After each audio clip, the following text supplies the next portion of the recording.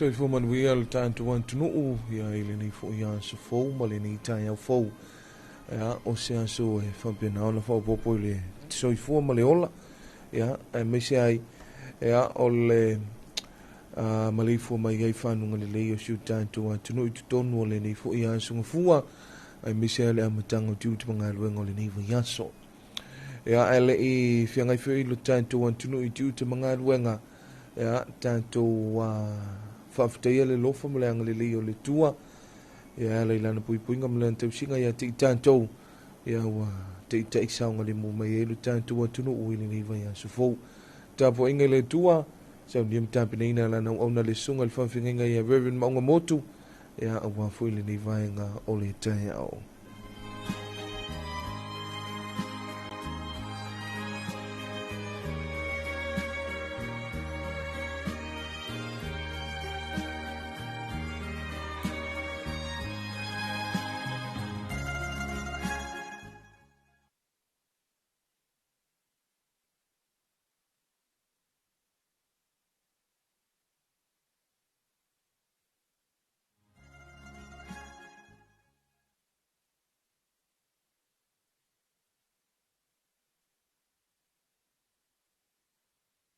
O rā tātou tāpo i atu i le tua, si o tātou te taro. A nganga pa i aero mātou so soni siri. Tō mai alau pure mātou te ngāru rue ai. Ao, whasanga atu Samoa na tāpo i ngāore ni asu. A nganga pa i aero mātou so soni mai o mātou loto vai vai.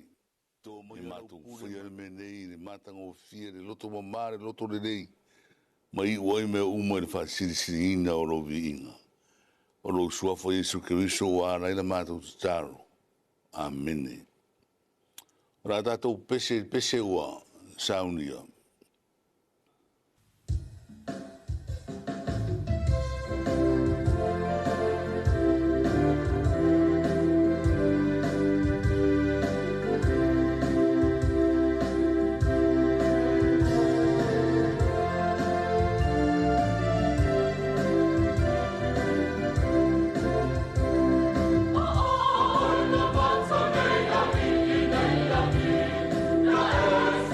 See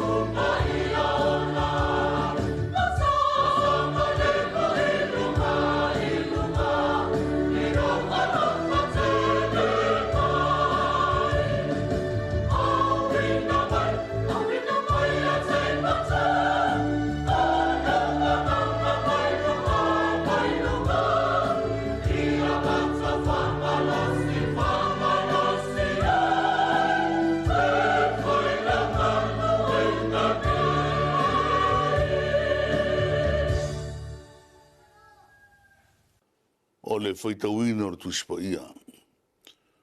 O le whasinonga o tusi whaitau aso, wa vea e le tusi o tupu mua, o le mta upo e valu, o te whaitauina nai whai upo mai whai upo e rima sifuru wha, e whaangata i le onu si fumaratasi. O fiongo pa ia ro tātou o tua. O whao maina e soro mona on te talo i le li i le nei te talo. Ma le nei ai oi uma. Ona tula i lea o ia mai luma o le whata whaitau langa o le li. Sa to o turi ai ona turi vai, ma whaaro loa e ona lima i le langi.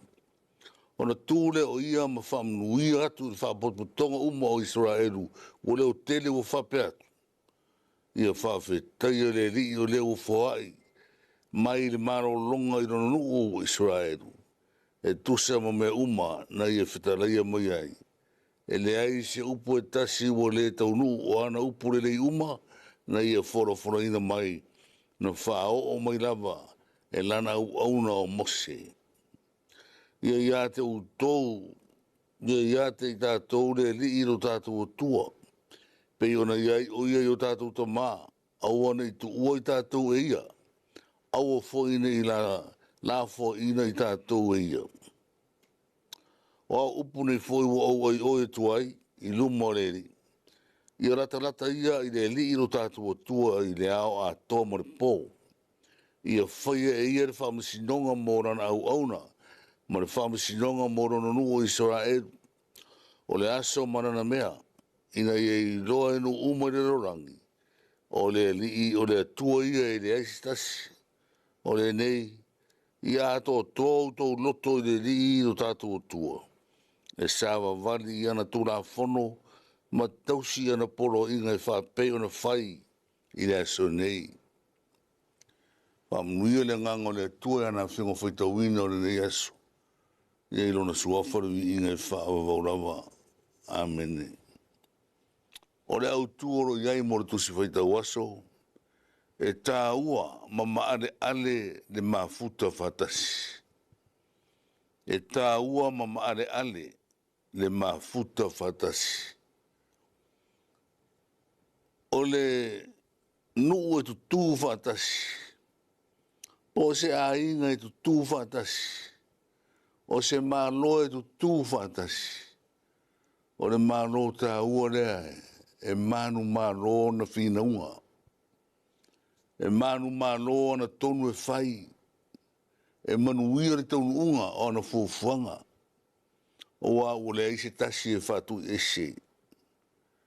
O le tā ua na o le o le tua e peona iai ma Solomona. A o te talo Solomona i le anga iatu e whauru whale le maota o le atua. E mena to turi i tawhatafa o le whatawhaita uranga ma sisi ma whaaroloa o na lima i le atua. Ia o na whaia leo rana te taro. Wa uma o na tura i leo ia. Ma whaafetaia le li o le na whaai na mai le mano longa i ronuru o Israel. E tusa ma me uma na whetalai mai ai. O le tā uore nāra tūwha tasi o Israel. Sila mai le tua, tasi le loto, tasi le nganga, tasi le ainga, tasi le nu. Ua tasi fo i le tua, o nā o le tua soi fua e tāpua i ai Israel uma. Le nganga le nā upo le nei tae au. E tā ua mama ale le mafuta fatasi. A ofo ina tātou o ese mai tū fatasi. Ono maale ale lea ma a fia i tātou inisio. Mea vai o le ola nei. A le tā ua i o le malosi, ma le matango fia o le, vava ai mai o le atua, wa au mea fatasi nono nuku. O se fia fianga. O se vaenga ori ai roto le tua ma lona ma fau o ia ai o tu tō whaantasiro no nui lona viinga e whai mausu stai ma whaalongo lea iei rau pu muri na ore nei I ato o toa o tō loto I le riro tātou atua. E sāwa vani ana tūrā whono, ma tausi ana poro inga, wha peo na whai laso nei. Le ngangana, ua matua ma nie le tua inu ma nie, I le ngai oi, ma le whati nonga no nuu, wha tua tua. Samoa o le wala au fui le aratara le lei le yasu. Tātou tu tū whatasi, tātou mafuta whatasi, tātou nuti mea mawhi oi oi ai. E le ngata o tonu o tātou a inga wao o iai lawa le whewai vai ai. Ma le whewhuri tu ai tu tonu a inga. Whapena ina fui tu tonu o nu. Ai ale ka le sia marana tara le lei. Ua matua te le fo le whewhuri tu ai. Ai mai se o le whaidonga lanu, le whaidonga tangata.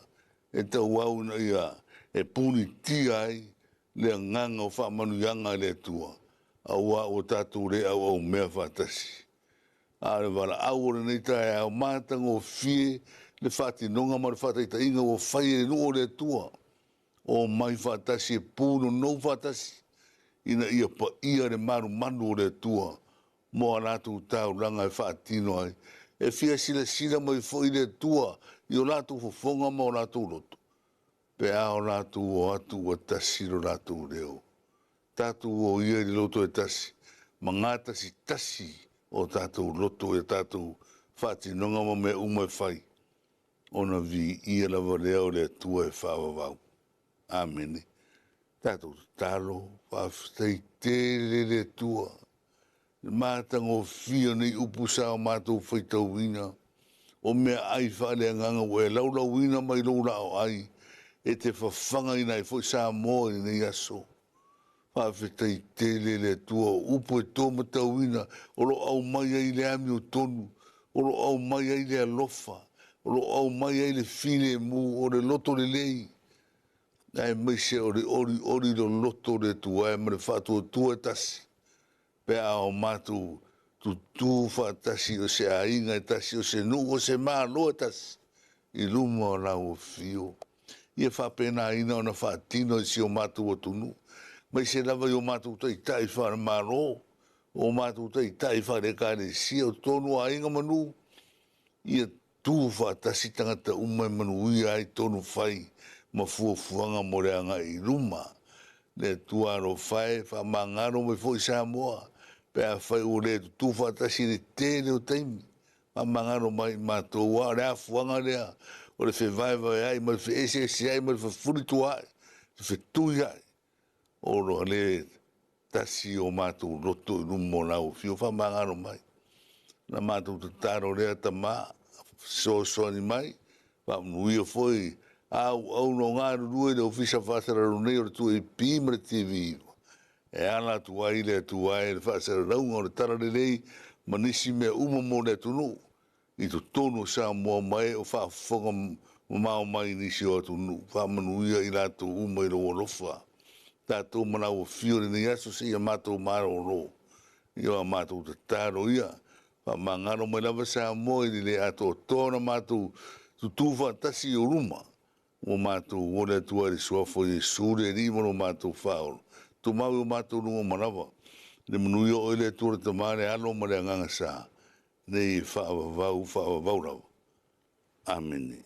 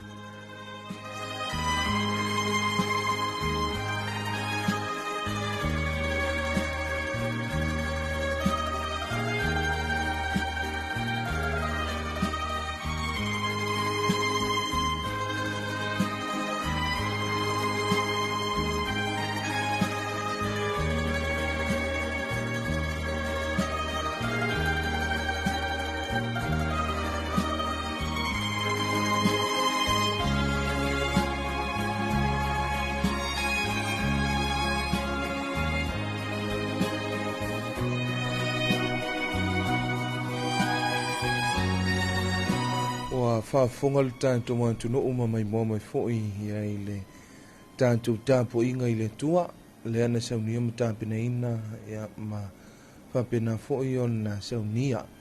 E lana uauna le sunga i le whawhianga inga ia Reverend Maunga Motu, whailau tusi e kalisia so fantasi. Ia whapena o na ia i le awhionga pa ia le tua, o se whantu e pa ui se ele le lei tu tonu o loto, ma fina ngalo lo tātou antunuu.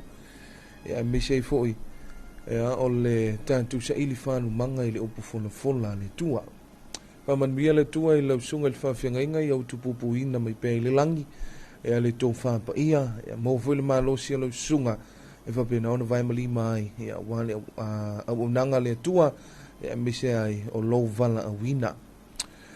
Vi inga o le tua te murunga tuai, ia le tātou tāpo inga i le tua, ia i le ni fo i vaenga o le tai au, ia me se fo i o le tātou porkalame o le Talofa Samoa, ia i le ni fo i vaenga o le tai au.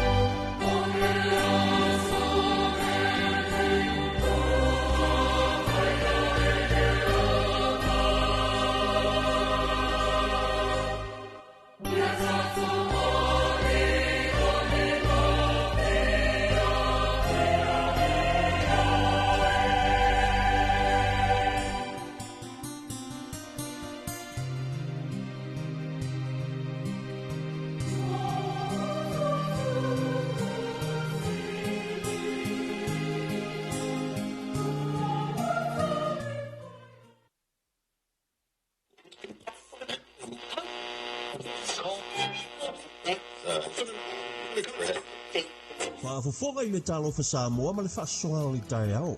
Asonga fua I aso whareile o mai aso te tasi. Mai le ono se I o atu I le iwa le tai ao. O klame wha su solo la vai ale tātu wala leo. E ole a whaafonga mai lu tātu wantunu I tātu talo le tau. Poka malia o le tai ao. Ole vale arisa. Ia wo fia. O sia mama benga. Le whaasoa o mea o tutupu I le malo ma le atunu. Ai halini pote le maketi I tai ao asununu. Si ia ole maketi fungalei ele nei tai ao fa malol so fo maua fa malol so fo maruia ele mamalu mal pa ia le tatu. Aso whareile ma sito mai o loo whaino ai fua whaantoanga o ngā luenga ma whaiva o le whilima le au whai whaantoanga I nā tinu. Le Talofa Samoa o lo whaasara lautu sao I lunga le 2AP, Facebook ma le YouTube channel. Ai, lala o so o le laulangi a koa, ka ilola ia. Poloka lame ma le tua le so I tai ao solua ma se tofi o vai aso te tasi, toi whaasara lauina I aso te nai. Eva I le musika I le itu la tasi na uli. Eva ko e pese foi lele eu consono selinte o abre mole a uma na cama no le especial le trin para lo kama o chipiclis. Ya sa se foi. Itu la mo le au ma tua I le tau le tolu, se ia o lia le itu la e wha, tato weva lole le musika mo le mana vo ngā luenga, afa le wha, kuka o le afiafi. La ukale mo e fala ile ngani, ale le pele ku ye le fiu ave ye ki po mo le pepe. Ye sa langi le mai pepa. Oi au suipi, ka huta chuba tau ya oi. Lua api. The secret for Samoa Samoa.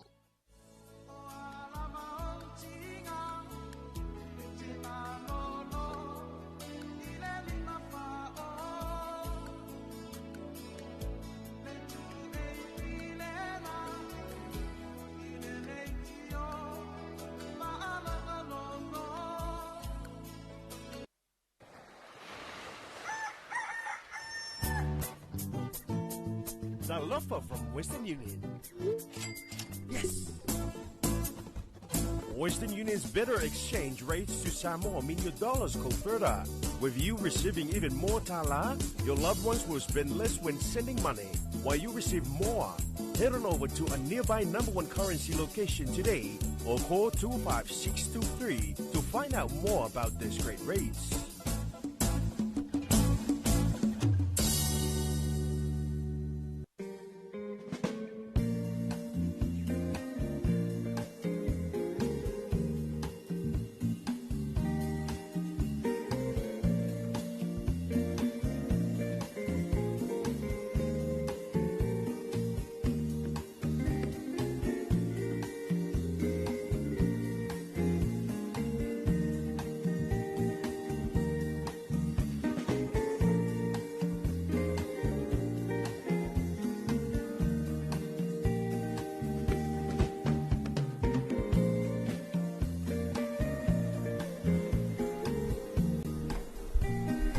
Ya malole soifo manuia male lange mai tanto wantuno ile nei foi vaenga o le tai ao le aso fua ya o le aso sfur male ono le nei o le masina le nei ya o February ya pol masina lona rua le nei sanga lua afe lua se fulu ono fantano fatu pa ya maulunga si tanto wantuno ya matame lava yo nao ya se pa ya nei ya fantano fatu ai itu te tele o si tanto wantuno io nei tu fa le tana le lei tu fa le malo ya mi se foi o nei tu fa le anga no ya ile nei foi ya so fo ma le nei vai ya so fo ya fa tele tu o le wa tanto ta tau no mai foi le amatanga o le nei vai ya so ya ile fo longa foi ma se valinga si tanto wa tu no to fa tuai e te tai o tanto wa tu no ile nei tai fo te tai o kale si so se fanta foi te blanga e fia ya o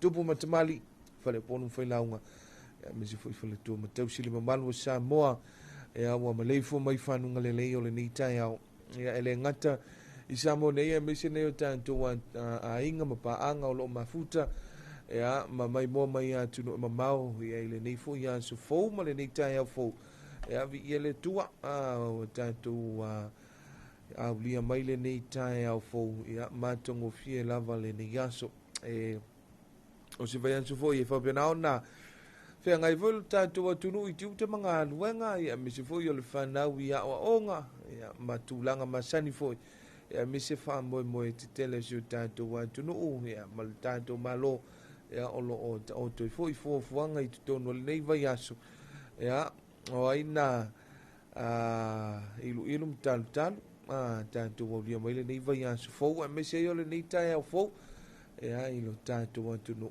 ia malo le soifua manuia ia ma le lagi mamatali tonu o loo manuia lava ia le nei vaega o le taeao ia isi o tatou atunu ae visi ai ia o tapenaga masani ia o le asogafua a latou ia le avua ua tatou toʻaitonuu mai ia I le taimi o le faafoga I le tatou atunuu I tatou tala o le tauauā le foliga foʻi o le tau I lenei aso e fua I ai tiu te mga aluenga si o tatou atunu ai mese ai ia o le nei vai aso latou ia ma le nei aso o le aso fua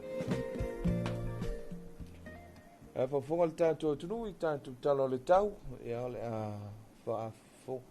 le fonga ina atu ia wafo ia le whafonga ma le mai mai o le tatou atunu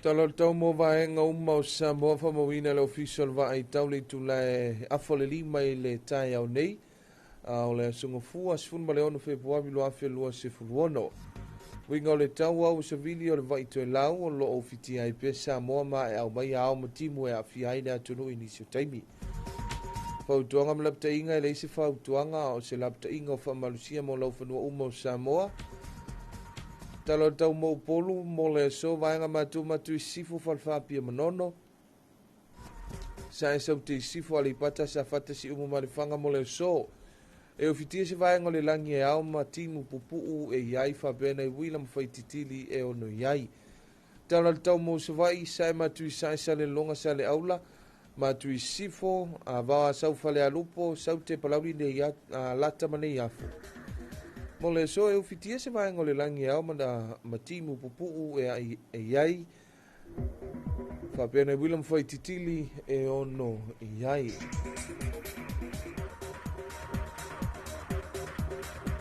talo tau mo o ngā sami ngā te whale o Samoa whamawina li tulai awha lima le tai o nei o le asungafua suma le ono Februari lo awhe lua sifun ma le ono se iau lia le vai luanga o le poana nei winga o le tau o awa savili o le vaito e lau, savili mai matu I sae o loo afia I pea o ngā sami Samoa. Fautuanga malapta inga, e leo yesi fautuanga po o se lapta inga o whamalusia mo o ngā sami Samoa. Ngā te whale mo ngā savi matu mo le so, le angi le vaito e lau, savili mai matu I sae, lua suma lima kilomita li tula, o ngalu e lua I le lua tesima le 5 mita le mawalunga. Ngā te whale mo ngā sami saute mo le so le aangi le vaito e lau se vili mai matu I sae. Lua 5 kilomita li tula o ngalo mauma e lua e le lua tesima le 5 mita lo na maulunga. Se vai inga tala le tai le temil nei o le au so tu le tai le temil nei le ana ona to e pe le le tai le au le so I le to suma 20 minute li tula e tasi. Ona te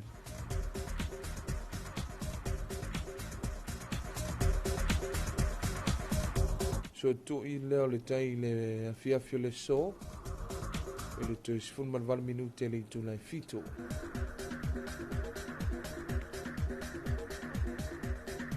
Talofa ni ma lol so fu manuia to ke lau talo le tau mo le atu to e lau saunia le ofisa le vai tau li tu lai ona le tai nei a sunga fu suma le ono Februari luan felo sul ma le ono winga o le tau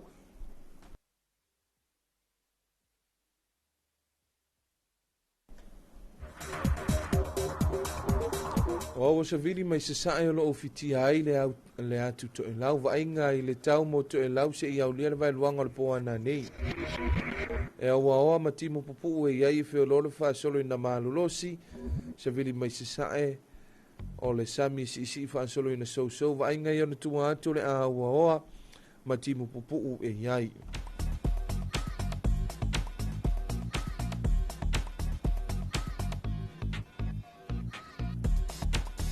Greetings and Talofa. Here's your morning update forecast for Samoa, issued by Samoa Meteorological Division at 5:30 a.m. Monday, 16th of February 2026. Situation: a northeasterly wind flows remains prevalent over Samoa with associated clouds and showers affect the group at times. Advisory and warning: there's no warning advisory in force for all land areas. And updates for Upolu, north and northwest, Whanawhapia Manono, east, southeast, Alipanta, Safatasi, Umo, and Lafanga for today. Partly cloudy periods with brief showers and a few thunderstorms possible. And updates for Savai, east, northeast, Sale Longa, Sale Aula. Northwest, Avawa, South Fale Alupo, south, Palauli, Latani, Yafu, partly cloudy with brief showers and a few thunderstorms possible.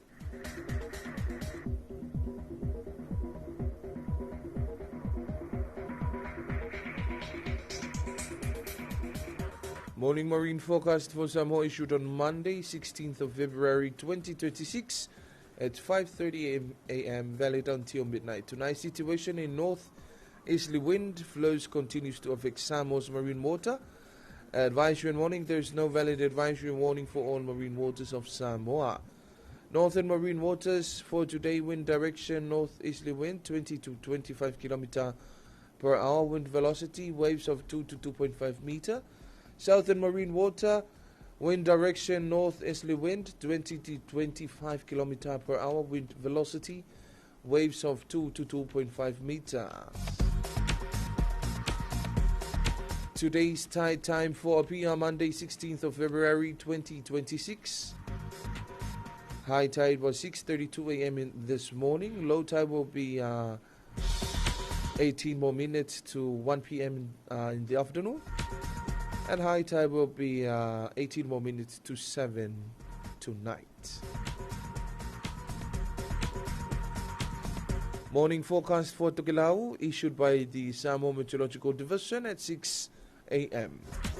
Monday, 16th of February 2026. Situation: a moist easterly wind flows prevails over Tokelau. Forecast to midnight tomorrow for Tokelau: cloudy periods with brief showers, moderate to fresh easterly winds. Moderate to rough seas. Further outlook: cloudy periods with brief showers. And that is your update for your weather forecast issued by Samoa Meteorological Division, and also an update for the weather forecast for Tokelau issued by Samoa Meteorological Division here in Mulino'o.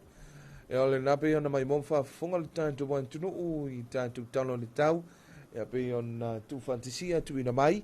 E ele tantu official va I tau ia pe ona ia ile ni tai alfa malo atu ile tantu wan tunu ile ni tai fo e il tantu nunga lo manuia lava ia le nei asu fo ma le ni tai fo e fai mali fai mali mai le ni tai au e tal tonu ia o lo ia fo ta pinanga ia mona ia lo mfanau ia itulanga o le ni fo vai asu ma le ni fo asu ia o onga fa malo atu fa Talofa atu ia mo malo mal tantu ai ngai nai fale si u me se ni so tantu pa angal motel sala fai ia le malei fo mai ai fanunga le o ni tai au ia le sunga mai longa ia o te mai nga su ia so tu moi nei sala valu te mai nonu nai panya ia fa malo atu tantu por klamel ni tai au ia le tantu nunga lo manu ia lava me uma ia I lu tantu wan tu no ile nei fo I tai au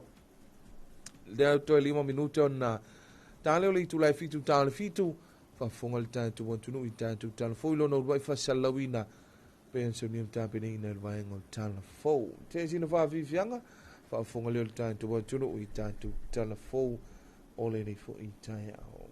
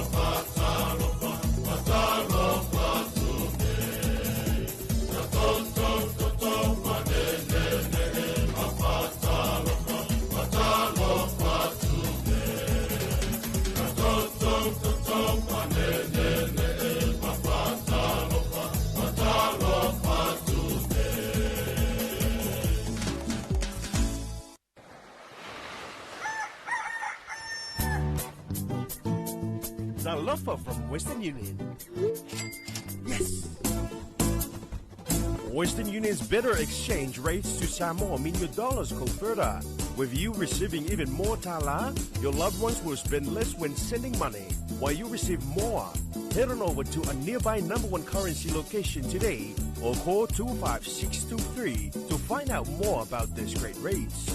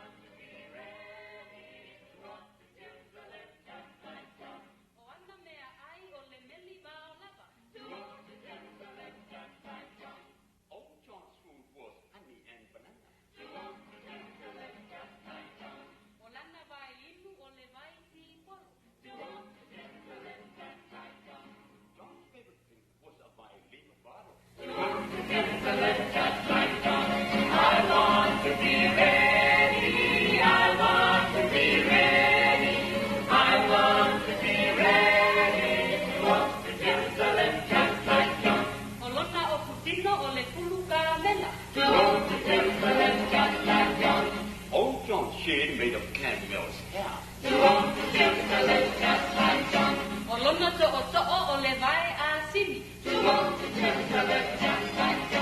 John's walking stick was the leg of an ass.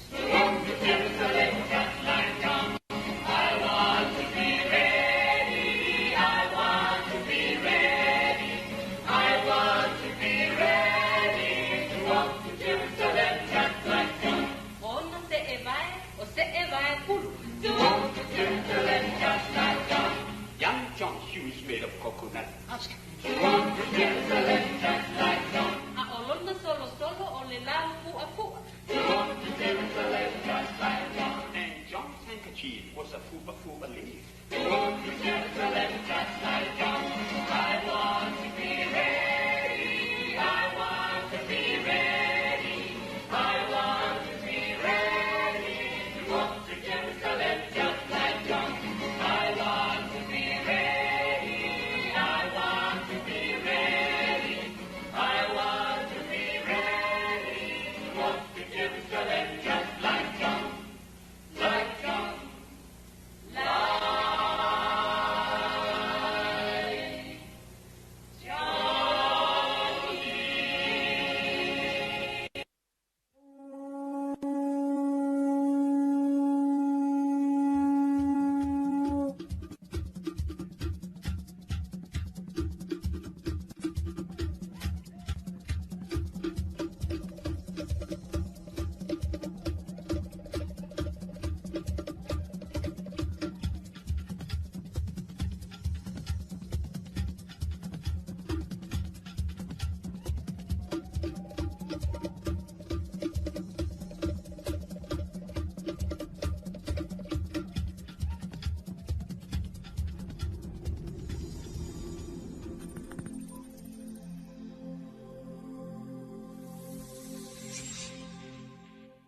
E toi wha Talofa i le tātou atunuu, ai alo mai lua o se whapupunga o Talafou mai vai whanua ua mai atu o whaatasia, mō lau whaafafunga anga i talatu mua, na whaatautai ai le vai aso ua mawai sea o onga fo le sanga foi mō le au whainga adwenga, ale mtanga adwenga o puna o whaale nā turema se se manga, ai mei seia i la tō lo whianga imna ngā adwenga o le mātai tuina o le tau, Ola sanga i o le toela langa o metatia ma te mai fau ina ia mawhai o nisi itia au au nanga whaawa ai tau ili nei talu taru fau. Ina i mawhai o sanga malam pea le atunu u.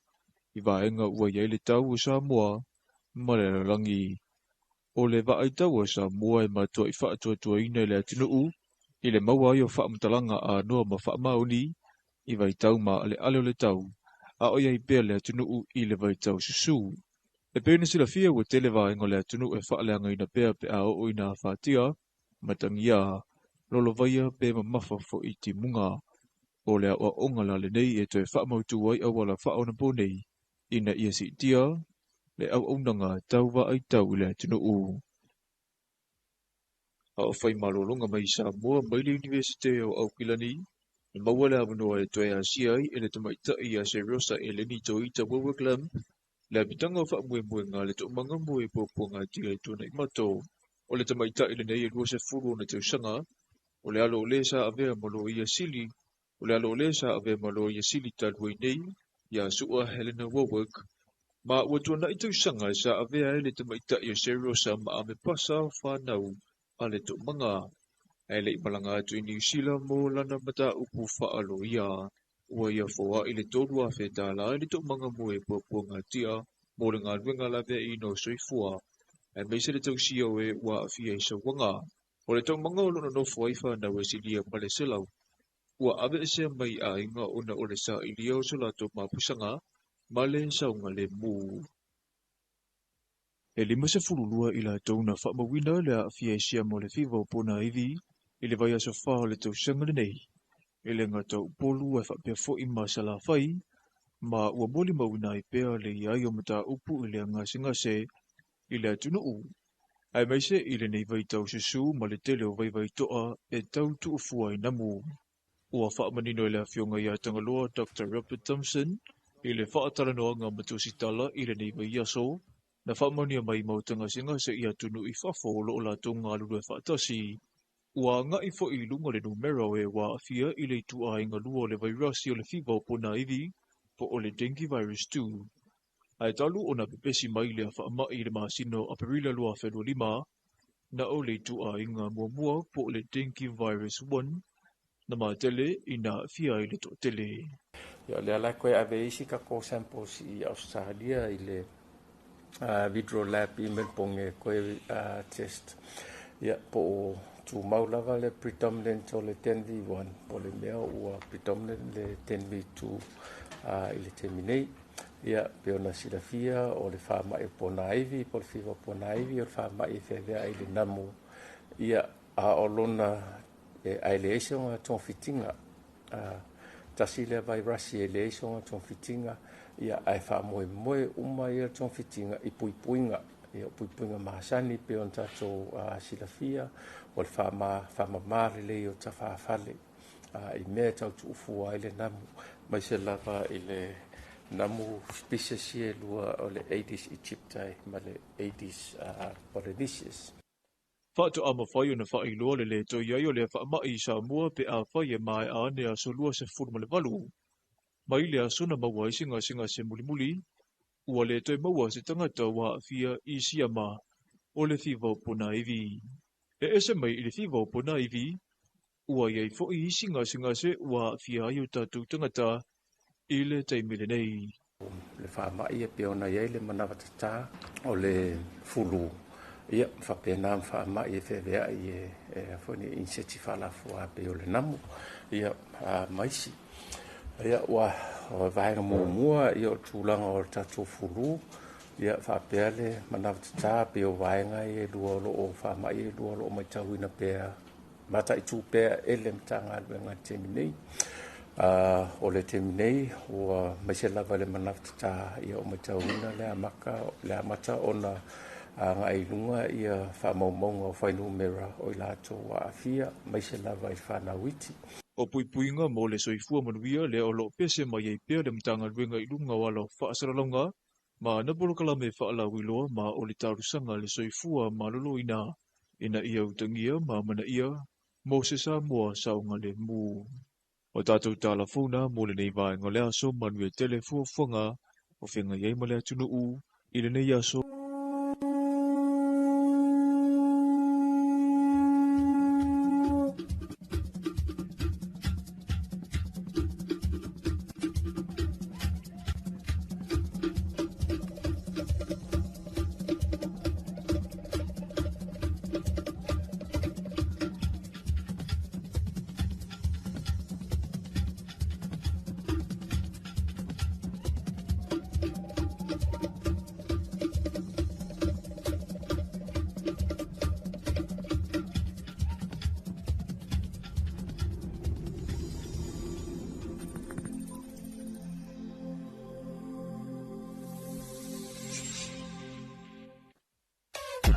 Wala leo numero tasi Samoa. Tuipi le si ufofongo Samoa. Vala au mai le vaenga le marketi. Mo sau whaala wiloa e fia whaia i se tau whaamali loto. Maua le whamama avenga. Mo oe malau bisinisi. Ua soo ai Samoa. Amerika Samoa, toke lau, male lalolangi atoa. Iana la leo a mo 5 whao. Wha mo iwa tasi tesi male tasi. Iwa lua tesi male tasi. Male tasi o fitu tesi male wha. Vala au nei loa i le telefoni. Valu wha lua ono tasi fitu, ma whaafesili mo le vaenga o whaalau iloa. Tuipi, le si ufofongo Samoa, numero tasi.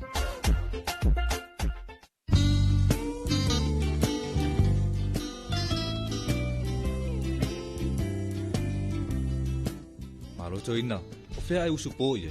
Te au te alua tupo le asi la me ta pisa mai ngā tai le whare komiti. Whalongo le vaenga lua le polo kikian malo, la fwoi wapo e kumkumu e ngā kai. Mana te le ala, awano le leia le si tarusanga ia i mo se masini fo i le vidia i la au. Te ilo se whalololo mo i masini ia. Ui papa, ke haru sa o alai vai tele, i le whaloloa mo whatoanga. Te mawai masini le lei, masini anga ta o oi e kuai. Te le lava, o te alua tu lai le whare komiti tarusanga ia. Na o ti elo le i vai tele se i mata i ia masini. Fio mai loia tātou la lai funga lei, mai tele whapea sa le lolonga mo le motu tele i sa la whai. Pe wala au mai fo i numero telefoni 225 251 whapea sa le lolonga i le 5 Pe asia se fo i lunga o penga ta whailangi i le mātou Facebook page. Samoa Agriculture Store Company Limited. Samoa Agriculture Store, helping you grow.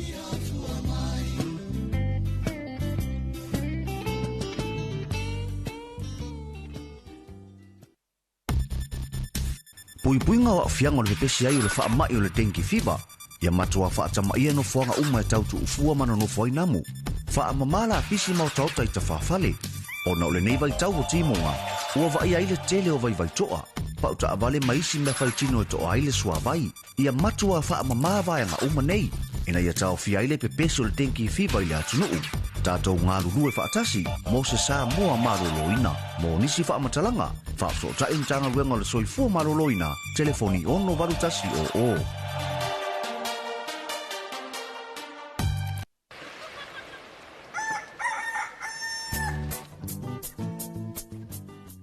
Talofa lava. Yes. Ua si tia le tau o fesuia ingo tupe wha amamoli le Western Union. O lona winga ua wha teleina tupe tala. O le a wha ititia tupe wha o ngai lafo mai ai. Ai te le o le a talaina. Ha whea nei le ofisa le #1 currency Western Union. Pe wala au mai i le 250 mo nisi wha mtalanga i suinga mawa e o tau o fesuia ingo tupe a le Western Union.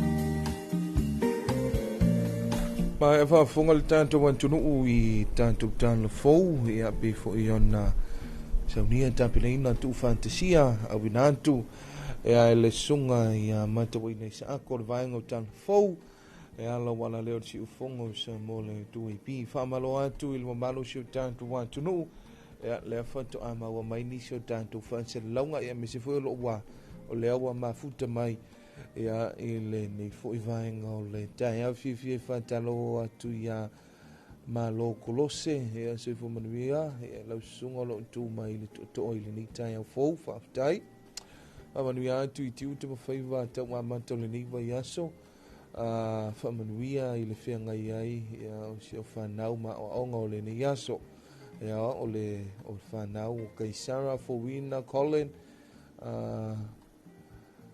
tawina ola ia ma le afini ia aso pai ia o le Talofa ia mesi foi whamanuianga ia o le sunga ia malo kolose i le ngate le malu si o tātou atunu i tiuti mawhaiva tau amata o le nei fo i vai aso ia mesi i o le nei aso ngafua ia au whamanuianga fo i mo nei alum whanau ia wao le aso ngafua fo i le nei o le mantali e fo i o ngan whanau ia i le nei fo i vai aso whamalo atu si o tātou atunu el tal tununga lo manuia lava le usu mai al tele wa mate fo yona fa tu mulia lunga le awala ia fai mali mai what bc fo ia ma poloka wa mate na poloka e fa malo atu ile tantu tanga wenga leo ile la tulenga wenga ia so uma ia mataya uma ia ole fai ole taya ia ole auli fo fai ole tai ole usu ai ole o matu e mo moli fanau te pena nei fanau ia ole uli foi te me tu uai mo le toi pikina ia male toi anga i tu foi ia wale mo moli fane ia toi anga i mai lea wale toi fa wina ia o te ute manga wenga ole ni foi ia so ole so fu ia le angana masani foi lele male anganga foi le to antile le sunga fuala vai pe fa tu ngata e al fa tu ngata le na e fa finga tai ia ma tu ai e lava no mai nga wenga a tu faita tu voi lele le ave ese ia le ma fo fonga ma le angana le na o le fa pe si ngi fu le sunga fu na ki le e pe fa iva ia le la vai foi le ave ese e tu ia le malosi na pe a sunga fu o le vai yaso le am tanga o le vai yaso e nga velele o se fai malosi ia oni o tatou fa tu foi lele ile tatou vai mal tatou le va start fresh o le tai au fo you know you have to start fresh and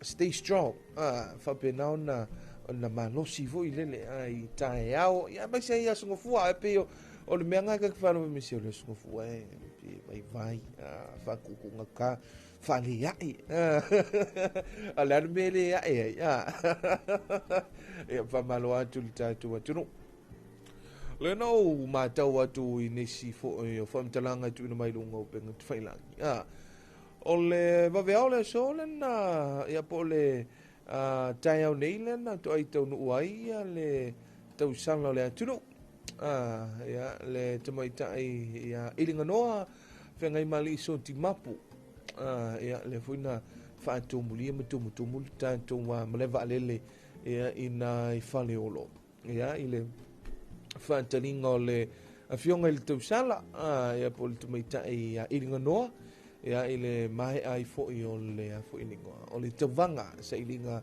tausala o le Pasifika ia le na whai e tono le malofiti le awa tātou waaia le tūlanga o le tele o whamatalanga I lunga upenga te whailangi mantua an tātou sile I le situ o nisi o whamatalanga isa o nisi o whamatalanga ia e tau mamafa voi lele e tātou mantua le o le ulutala po le aunga malwha o le ulutala lea a le tātou tamaita I tau sana o le tau finga o le tau fia o sauanga bullying ia po le wha o lima ia si on taunga wha Samoa tau le tamai e le ngata I le paitino o lunga o penga tu whailangi le awa tātou mori maui tele mo le hanono ai o le cyberbullying ina wa tātou mori mauina ia tūlanga o le iunga o le tausala o le Pasifika o nisi o finangalo mana malama foi o isi tangata their own point of view their own point of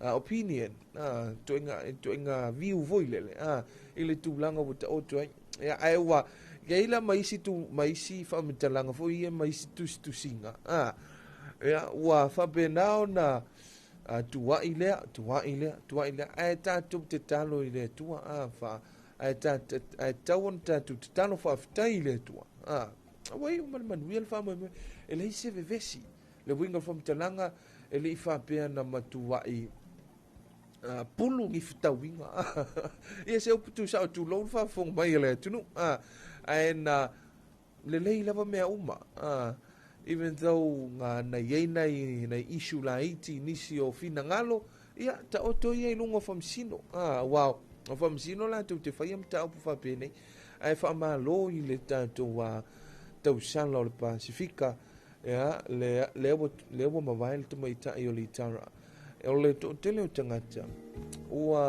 they were so moved they were so touched about how le itara becoming the Miss Pacific Island 2025-2026 and everyone said Litara is the most graceful with those kind of personality winga from Talanga e fai malia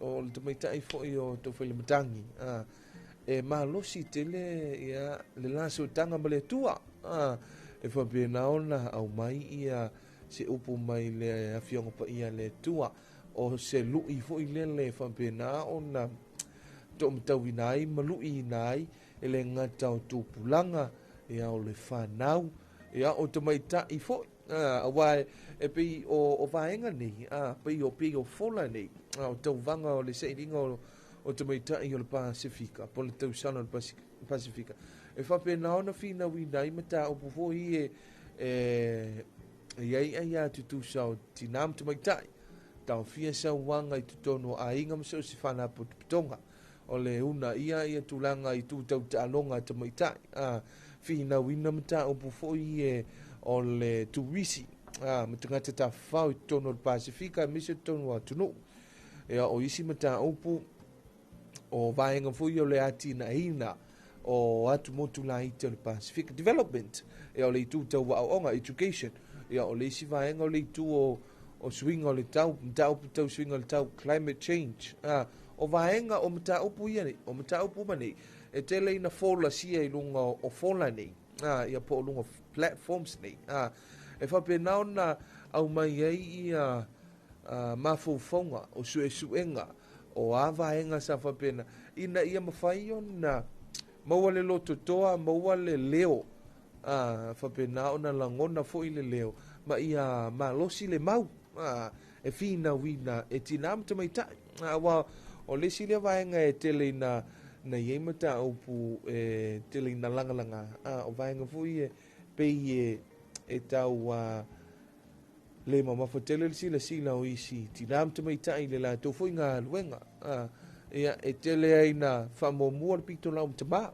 pe whamomua le pito na awa le ale a whilingoa ale vaenga le malosi i tupa malosi wa e pe le sina me fa me i tupa vai si vaenga le i tupa malosi le si vaenga le ai fa fitai fo il te mai ta i oli tara i mi ale na pol te mai pole finga ia to fa le mtang wa fa pe na ona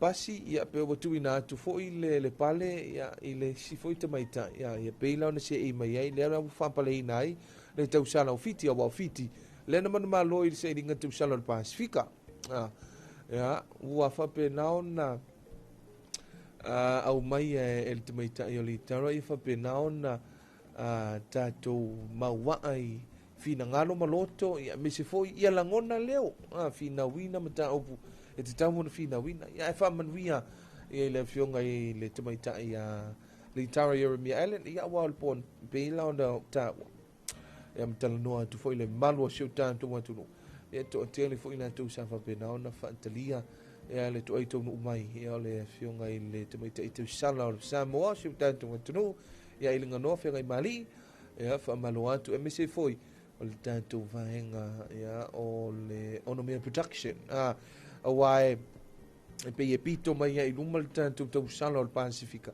ai ei vaenga voi e le pito i toileta o le behind the scene i la tau le tāpena ina ia whainga malanga tāpena ina ia la ei tāpena ina ia apitanga tāpena ina le whewa inga ia o tau mawhitanga o uma vaenga sa whapena o tāpena o mamai fa malo fa tai ia me se foi ia o le tautu ina mai o reporti foi ia o la te mai o fairle event o le event mo le vaenga ia ele faingo fi foi ia le tala foi le it takes a whole village to raise a child ia a tautu foi le tantu te mai ele mafai le tantu te mai tai o le tau sala o Samoa le fionga ia ininga noa o le fatino na o ia lana ngā ruenga po lana tau vai fo i le tau sala o le Pasifika wa e fai o lona ainga o lona nu o lona e kalesia o lona i tu malo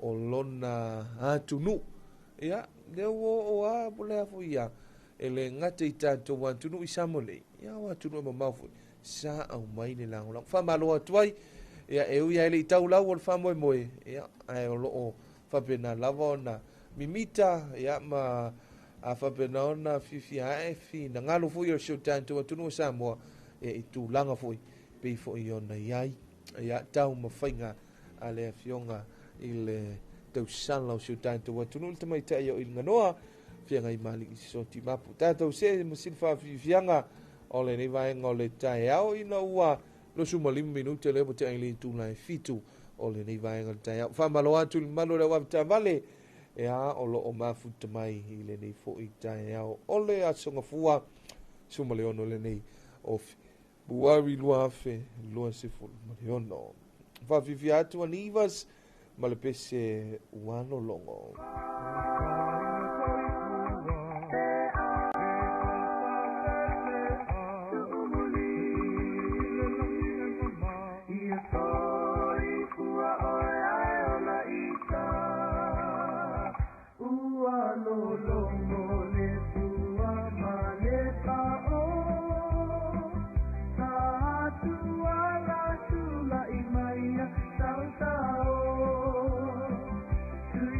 Thank you.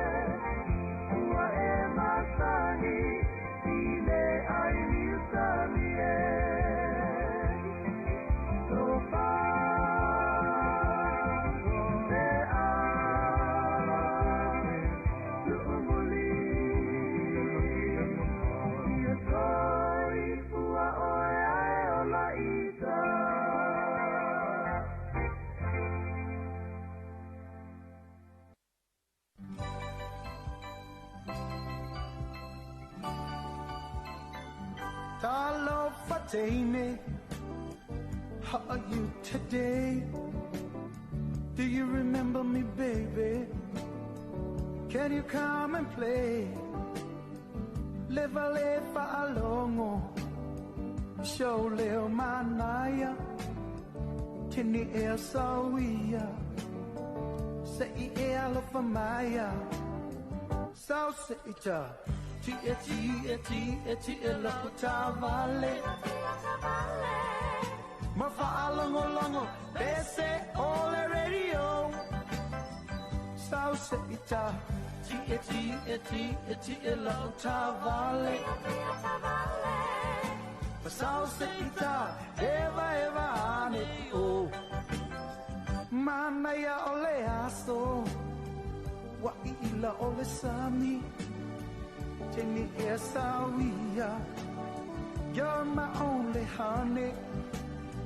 Sao se ita eva tu, ifanga tongo. Tamai se fa aili, tafia fa alongo.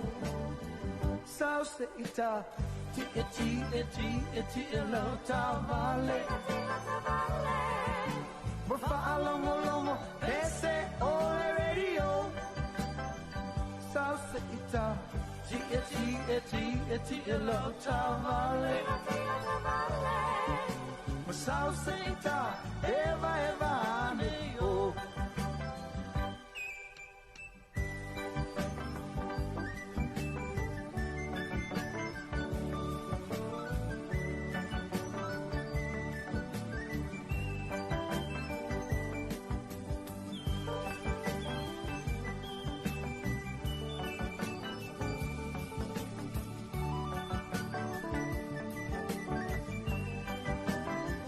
Sao se ita,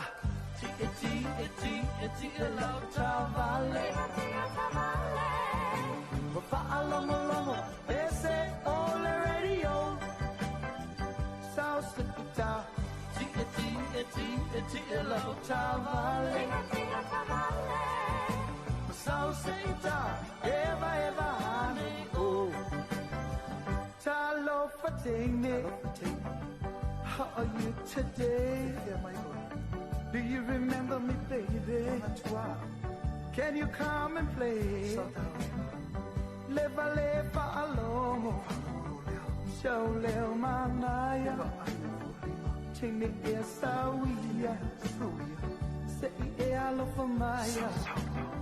Sauce ita, eti elo tavale. Mafa'alomo lomo, ese ole radio. Sauce ita, eti elo tavale. Sauce ita, eva ne oh. Sauce ita. Eti elo tavale. Mafa'alomo lomo, ese ole radio. Sauce ita, eti elo tavale. Sauce ita, eva ne oh.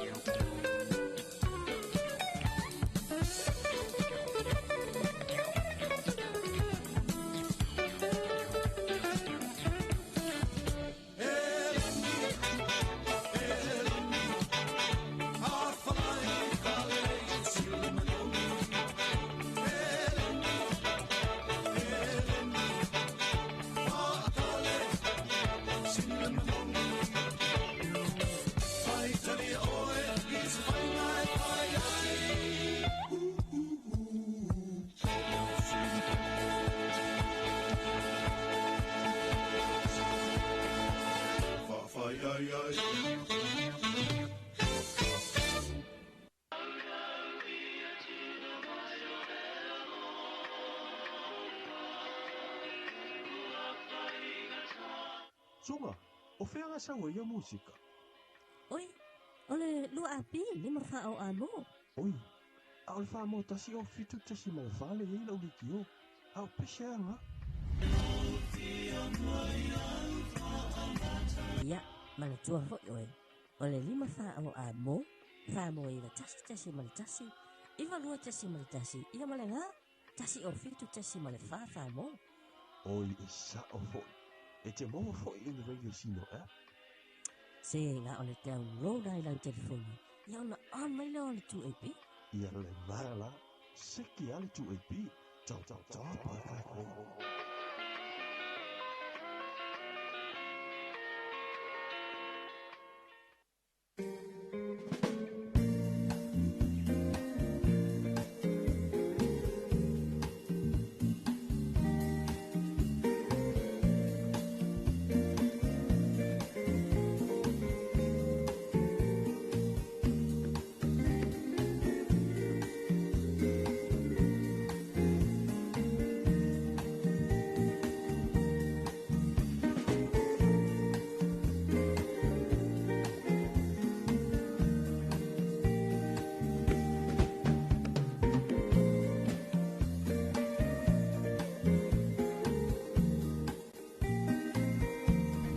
Te mele wanti le tautua ma le unanga la wala leo si ufongo Samoa leo Joyce Full ma le 5 minute on ta leo le intu le valu ia le talitununga o loo faapena lava ona manuia ia le nei foʻi vaega o le taeao i le usu ai o le toʻatele ia i tiuti foʻi mafaiva ia o le nei foʻi vaega o le taeao ia o nisi o faamatalaga o loo faapena ona ua maua foʻi e le tatou ala leo e mese foʻi le tatou polokalame i lenei vaega o le taeao o se talafanoanoa pei ona maua i le aso ananafi ia se tasi foʻi o tamaliʻi o le tatou atunuu ia o le foʻi sa seʻi mai foʻi ia o le nofoa o se tasi utumālō ia po o le foʻi sa avea ma minista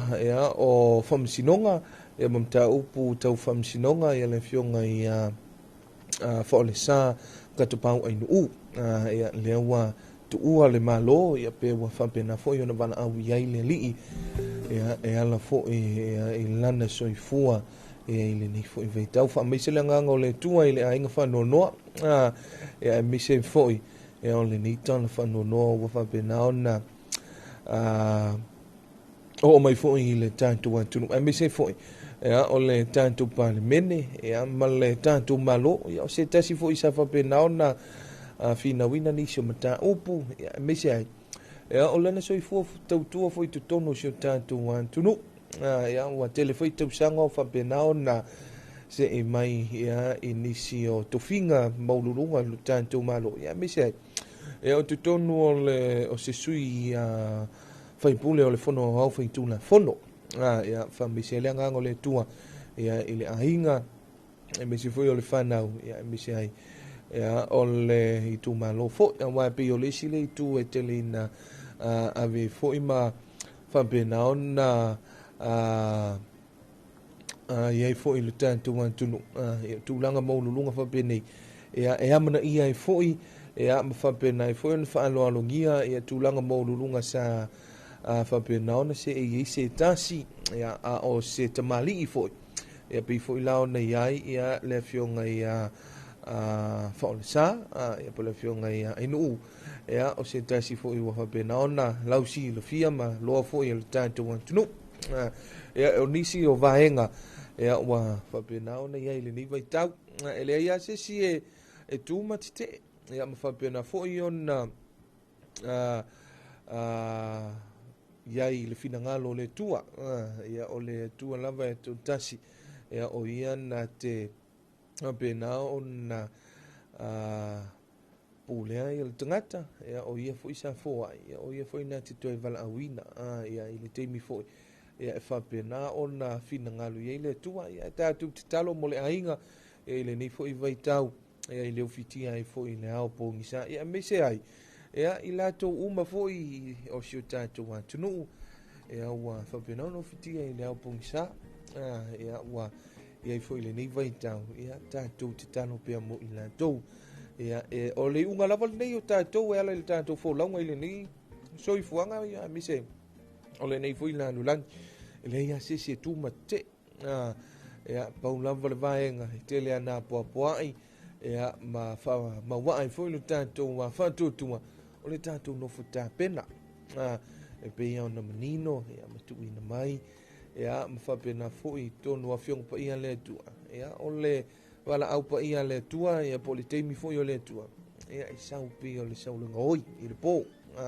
e leai la sesi e tuma tetee e ala i lea foʻi finagalo o le atua faamaise atu ai le agaga o le atua ia i le aiga o le afioga ia faʻolesā po le afioga ia ainuu ia i le valaau paia o le atua ia ae maise ai o nisi o le mamalo le atunuu ia o loo mafai ona mafuta mai lenei vaega o le taeao ia e tau aiga iai ia le afioga ia ainuu lea ua toe 10 minute ona tale o le itulae valu i luga o le tautua ma le aunaga lau ala leo le siʻufofoga o Samoa le tuaipi matua tale valu toe faafofoga le tatou atunuu i le toe auina atu e tatou talafou mai vaifanua ia ua foʻi lou faafofoga mai pe afai ia e tele i maua tatou faasalalauga o tatou talafou i lona uluai faasalalauina ia i le itula e fitu i lenei taeao faamalo faatalofa atu ia i le aufaigaluega le Fexco Western Union ia o le lagulagu outū o le tātou polkalame ia i tai au vai asu te tai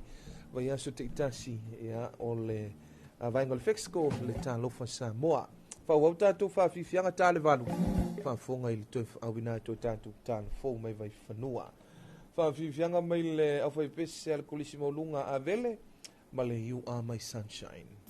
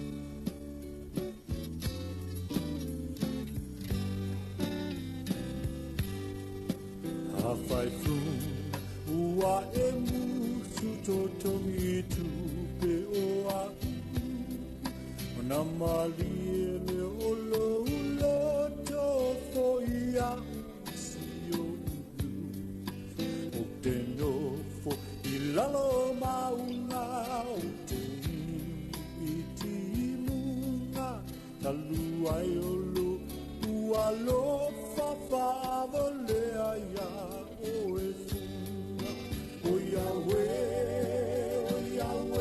la pele fanga pele pele ole a e so manatu ole a to e folia ai ava dia e e te fia te fotofo tu e mai au I whamatono.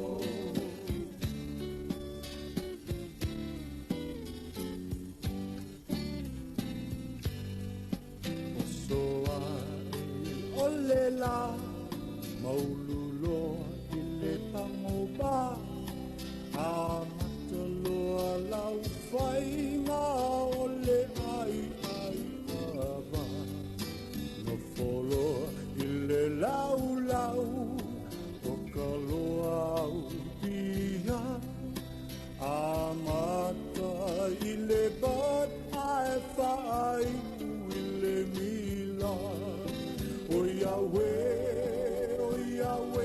lata pele whanga pele pele o le ae so manatu o le ato e poia ai ava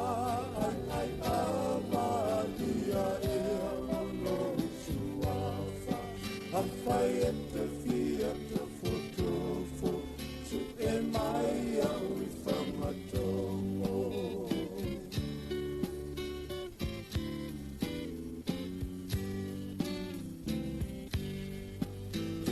Sa moa e au lovi I lena e winga I lo sua fata mai ai ava o te lefa a maua lunga pu o te mimita tu mai aloa lo lima mai e ta Talofa o Yahweh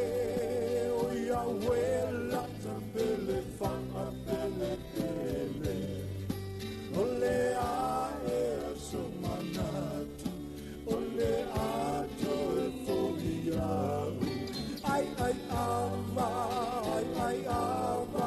dia e alo suafa a fai e te fia te fotofo e mai au I whamatomo o Yahweh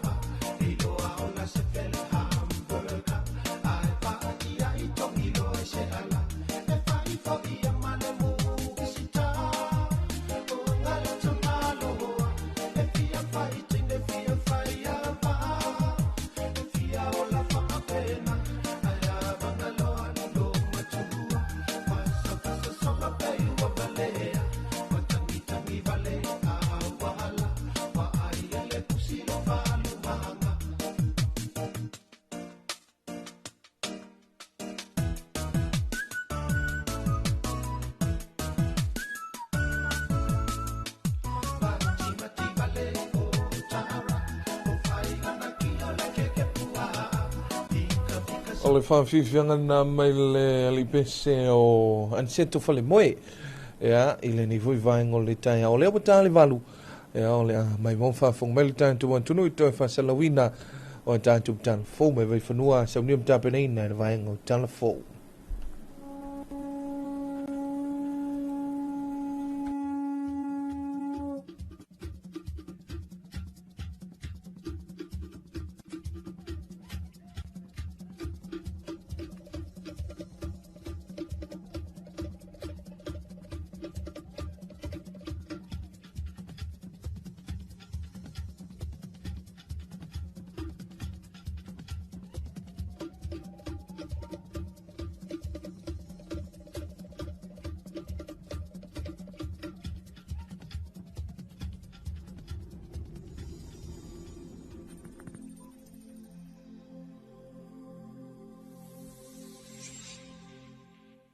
E toi whaatalofa le tātou atunuu, ai alo mai lua o se whapupunga o talafou mai vai whanua ua mai atu whaatasia, mō lau whaafafunga anga i tala tumua, le whaatautai ai le vai aso ua mawai sea o onga fo le sanga foi mō le au whainga adwenga, ale mtanga adwenga o puna o whaale nā tua ma se manga, ai mei se ia ila tō lo whianga imna ngā adwenga o le mātai tuina o le tau, Ola sanga ia o le toila langa o metatia ma tamai fau ina ia mawhai na si itia le au nanga whaawa ai tau ili nei talu i taru fau.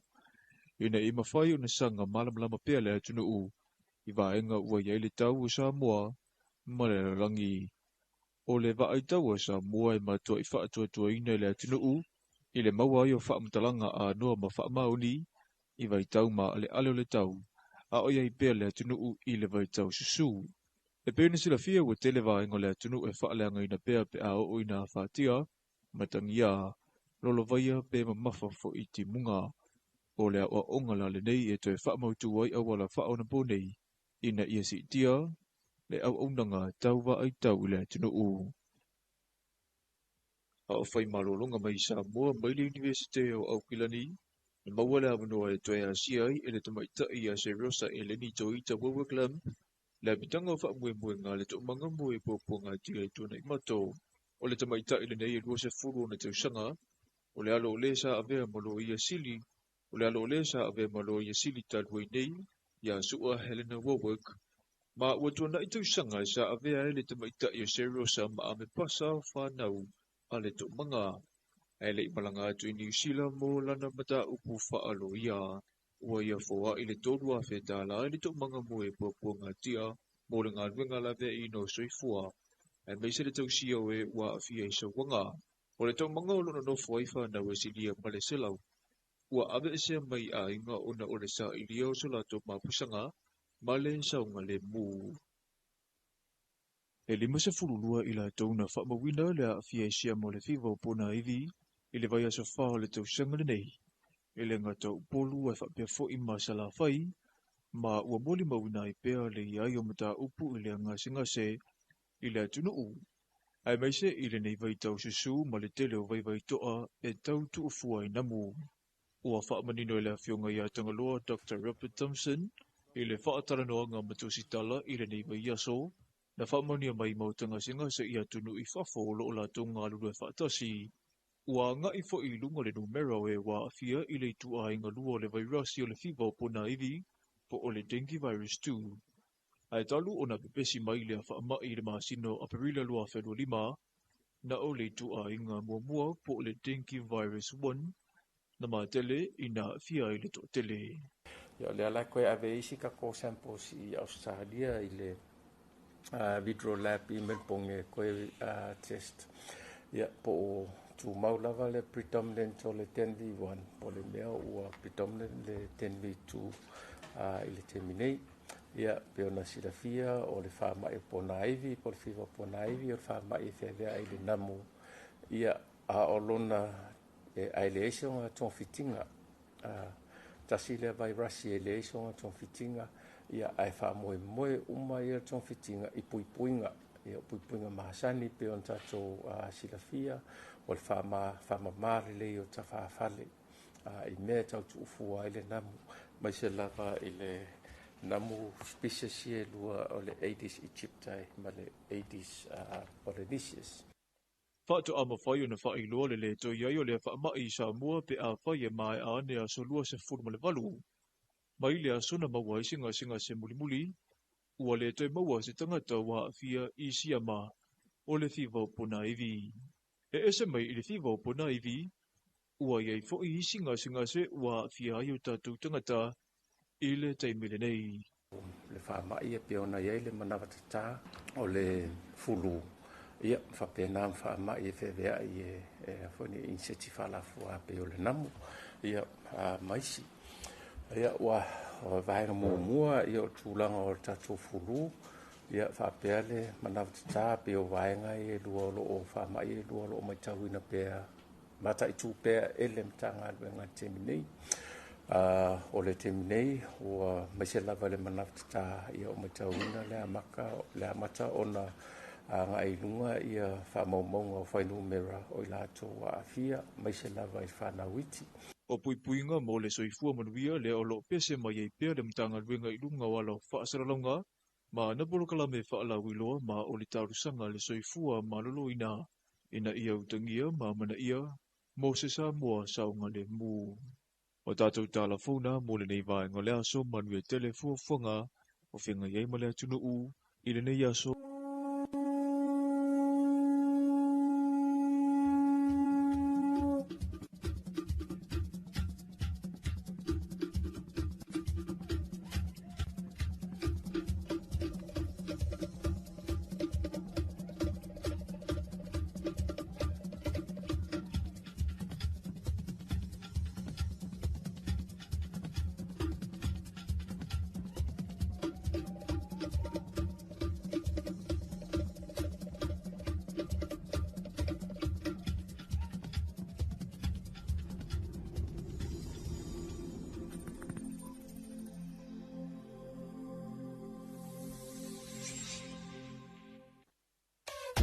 Le wala leo numero tasi Samoa. Tuipi le si ufufongo Samoa. Vala au mai le vaenga le maketi. Mo sau whaala wiloa e fia whaia i se tau whaamali loto. Maua le whamama avenga. Mo oe malau bisinisi. Ua soo ai Samoa, Amerika Samoa, toke lau, malelalolangi atoa. Iana la leo a mo 5 wha mo iwa tasi tesi maletasi, iwa lua tesi maletasi, maletasi o fitu tesi malefa. Vala au nei loa i le telefoni. Valu whaalua ono tasi fitu. Ma whaafesili mo le vaenga o whaalau iloa. Tuipi le si ufufongo Samoa. Numero tasi.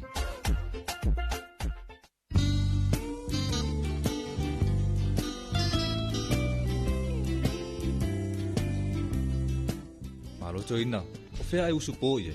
Ke au te alua tupo le asi la me ta pisa mai ngā tai le whare komiti. Whalongol vaenga lua o polo kikian malo, la fwoi wapo e kumkumu e ngā kai.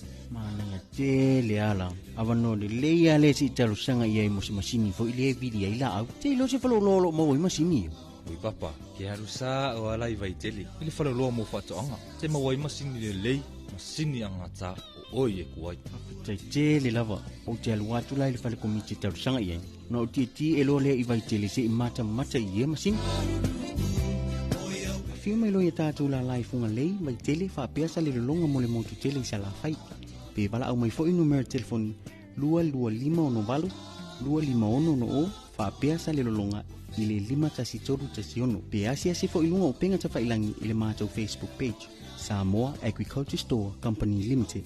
Samoa Agriculture Store, helping you grow.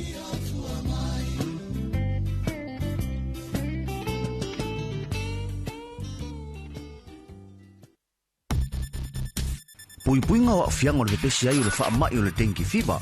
Ia matua whaatamai no whanga uma e tautu ufua mana no whai namu. Whaamamala pisi mau tauta i ta whawhale. O na ole nei vai tau o timonga. Ua vai ai le tele o vai toa.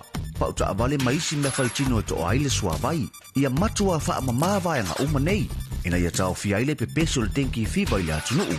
Tātou ngā lulu e whaatasi, mo se Samoa maroloina. Mo nisi whaamatalanga, whaapsota e mtanga ruenga le soifua maroloina, telefoni ono varutasi o.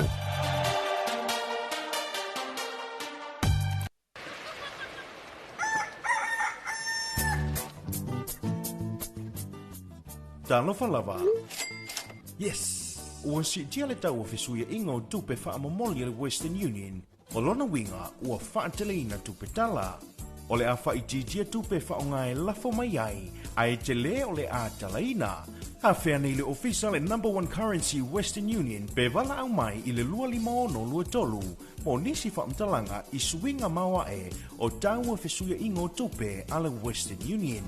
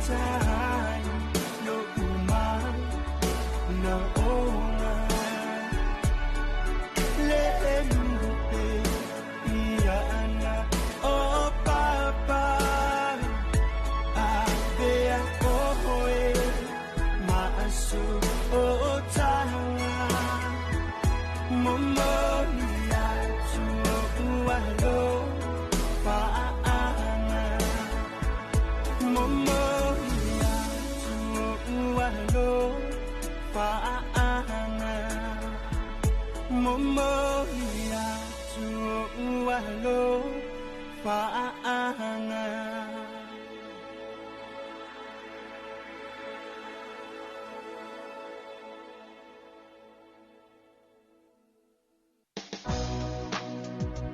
Talofa Samoa wa le polu pale taonga mai le fa ile le ni foloa polo e fa fonga mai nei si fonga le tunu le lima fa se fulu amo.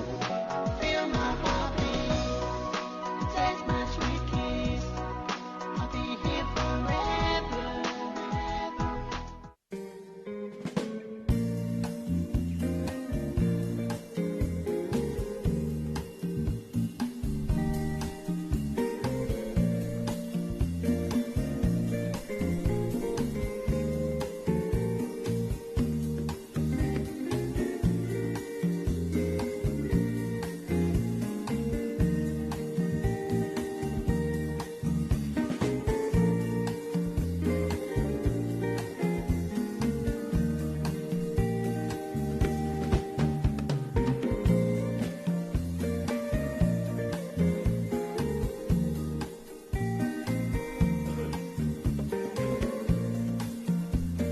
Mele watia le tautua ia male au nanga la wala leo wato 15 minute watia ai lai tunga e valu le ni foi vai ngole tai au le tautua male au nanga ni ia ala wala leo si ufongo sa mole tu e pi te toluina male malo si o tai to wan tunu le ni foi vai nga o le tai au ia me sai ia o le usu ai le to telinga luenga fa malo atu ia o le amta vale ro ma futu me tonu la usai po tonu la ta vale e malo le on sai fai mali e mai ni tai o ni se mai ngoi e po ia i lo usu mai ia be se fa fita uli e o se tulanga fo i fa be na fa fo uli lo ma fo fau ia mo le fia mo le tulanga fo i le matango fio le tai o ni se tulanga fo na le afa peo se fa te inga ai se mata o punto pul fale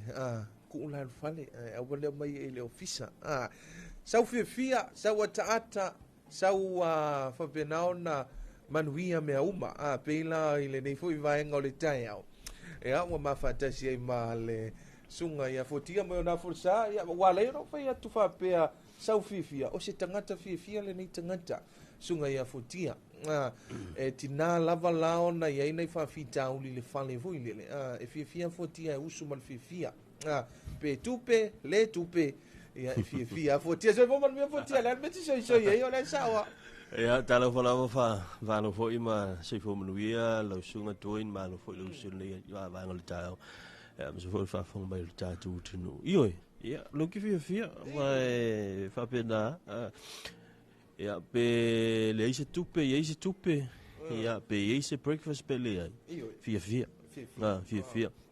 e te fa pena vai la u va ia tu mala titilo atia toi na te fia ia o telefone sa mana ia lo weekend ai na tele ni fa poiponga ia sa ai wai ai sa lo dal le ai se lo dal le manuel weekend ia o le tulanga ia fai unga le vai aso ia mo el malolonga ia me se foi ta penanga o le stonai o ia le sa ta penanga le sa so le se o ta penanga le stonai ta penanga le stona wa le ke se o mo ma fu fo ro fa pe o hina skonga ia le le wa songa fu o tulanga nga wengo le vai aso ia ai me se e malta e mo le usumai ama tampisi be o lokale o tele wa sa mo bona nga ya tu mo le tu ia le fana ya on ia po loka ia le saule mai o le tu si formato ia te foi mai lai nai le tu foi le to fa ya maui le ne to foi men le ia mana ia le po loka tele la o tele ai le foi wa tele la to le wa husu mai ni ta o la to sa vali e be foi nga ki kilo ku fo lingo tangata o nisi e fa no ni isi la mata fia o nisi e fa u ia wala valna ita umai ai ia tu langa fo o va inga o le tai au a vi ho la fa no ia o te loa e le stanga voi la va tu lo tanga la fa no va pele o isi bu tu ia pa wa ai voi le si fa u ia pa wa ia a te foi wa e foi tanga tali i toina fa u ma ho le ma fa no ai o la fi le si mo fa le ton ai le tanga te va tu ata ma ia a o ma tua te le o ma futianga la no fu mo ia la na fa falling fo le tau anta mai tangata ia alo ia nei fa fita uli ma futianga ia ele fai on fa elo mai ai o isi vanga o le fuisa mo le mawina ile nei fo i na fo vai aso i wa te ulungantu ia o tulanga masani lava ia o fainga fa taunga ia ma se fo i o le pisi la tu ia sa i fo i na va ia so le tele fa au manga ia nei wa a makangi vai aso ia ile lo famlanga le o le tua wai teleni so a nga le fato a elevation tenai ta fai ala tu so ninga vo ile le amtelia ia nga pe fo io a nga ekalesia ia isi la nga ia o le wa a matelni va ia so ia isi vangna ila ia ni si fo io o a nga ia universite ma maulunga tato ia o la ia ile si va nga o le ia ni se programme universite pe vo ila le maritime o la ile ia le maritime ia e fa pena ia manisa nga fa wow ia leva ia so ia tuin ia fa longo mai ta wa sa fa longo mai te ol ta ana ia la u fa so fo i tulanga ia o me fo i o lo tupu i nei vai ta o nei so i fo ma lo e se lo ia e se lo buono fai pulli fa longo mai o le fo na le ai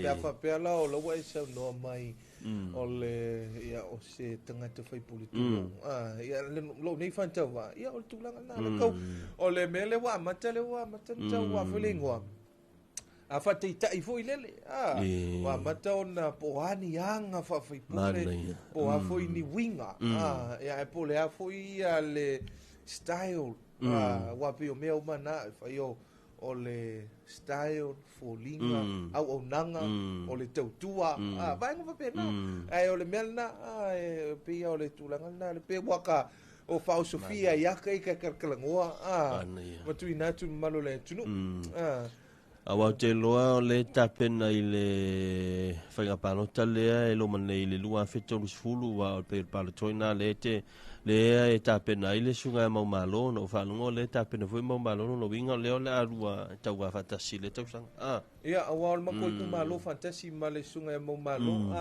e pa wala utala fifa e mau malo ia ta alfali ia ka mo ia ta la lango fantasi o mele fi se no de mo malo tel no te ma ia ta la lango fantasi me vo ta alo ta mauso wale ia se masalo i lo ta nonga au fa lo mai le taiao e talo no atu i le tulanga se il tawanga foi le tawsala Samoa le na awa i le tawanga foi le tawsala Pasifika ia o le maulungo le faftai o le faftai le fiongo foi e tawai foi le sa tawa veina le panle o le tawsala Pasifika ia li tara ia o matango fie i o lana saunuanga foi le fama vai ia me se foi o tulanga foi o mo onga alo fale sa mo lipo ai ona mo onga alo mo no fanga sion tua ia va pe o le sa ve ma o lon tua le sa ve ma se au te talo ia te ia po tanga foi le sa ave ia ilo na taula inga foi le ile wa sa muli la vai tapena nga tamata ni li taura mai la vai la mtanga ile pale mai le tausala pa ole Samoa fa solo meta zel Pacific sa muli la vai tulanga voi le leo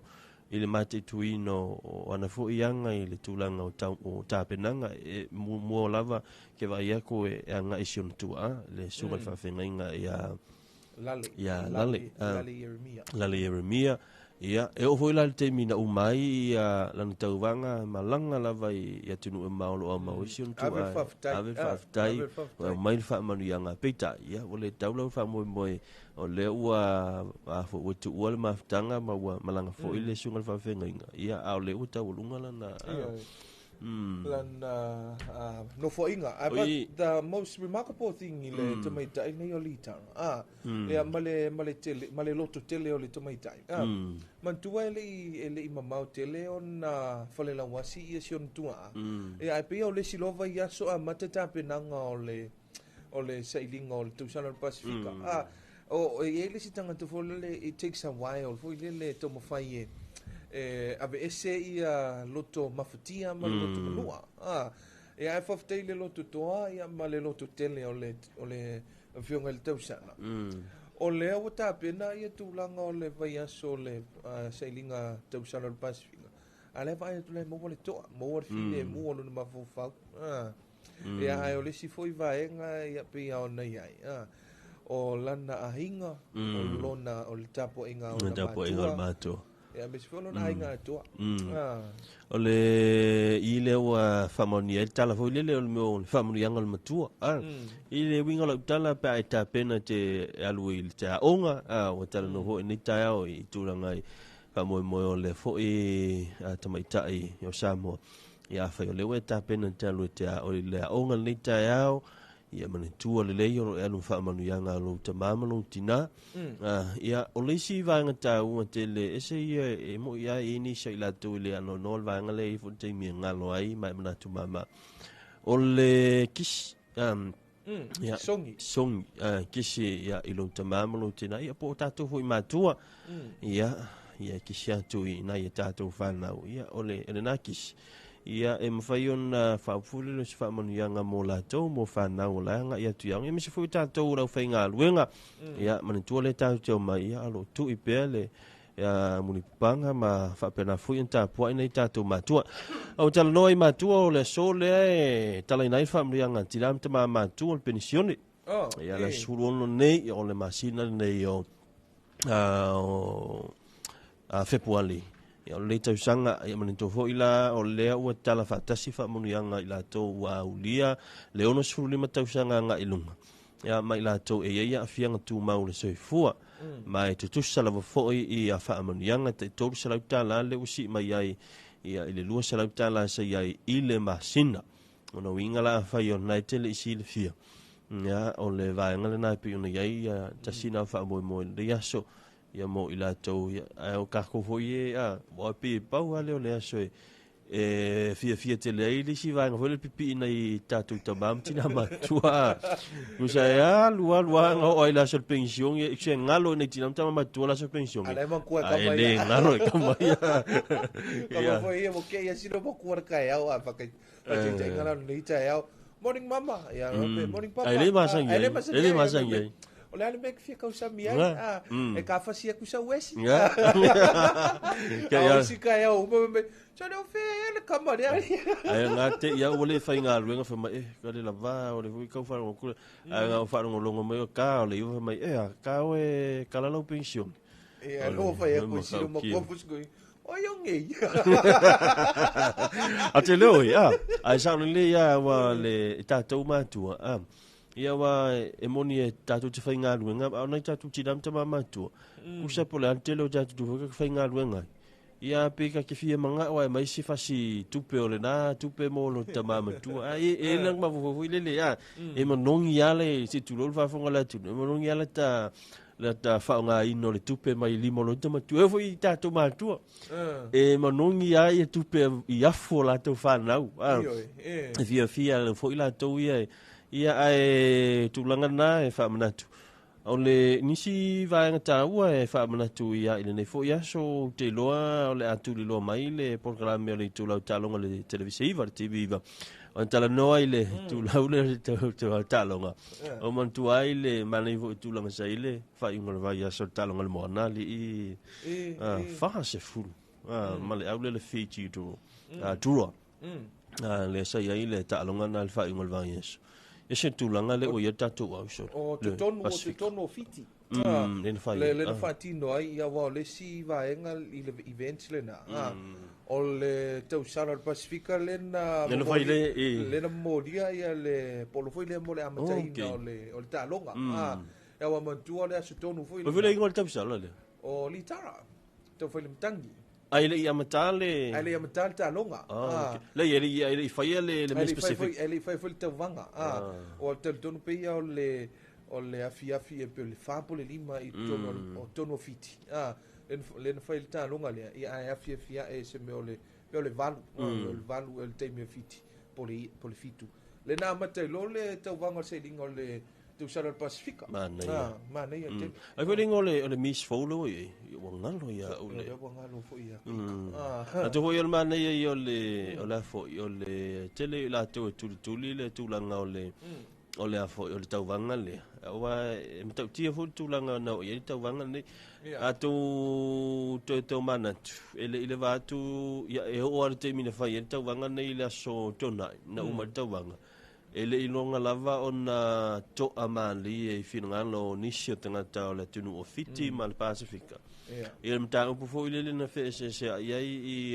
le committee fo ile la to te fa to taia le to sala le malo fiti ina uola to au mai le tamaita fo ile sa tu langa lua ile tauwanga lava i fa lo to fa le fiti le Miss Fiji ia e avea masui o le malo fiti le tauwanga le Miss Pacific o le tamaita ia I love Samuels ia pale mai ai mane tua o le tanga o le tamaita lava ia le na manu malo o peki Dr. Peki a pita ia o ia ina swinga online fe mai tali tenunga al committee ia fe mai ua amata on se tu ia so faingo fia a matana la po ale tamaita yo peki ma ola tu manantu ai eli tala fe ngai ona na au tala fe ngai al mela fe winga la talo tano ai fo i le tawanga le faingo tau sa faingo va sona ole sa ole first runner up afiti sa wa bangu malo o tangata ina la tu tauva o tangata uma na malo tangata o winners mo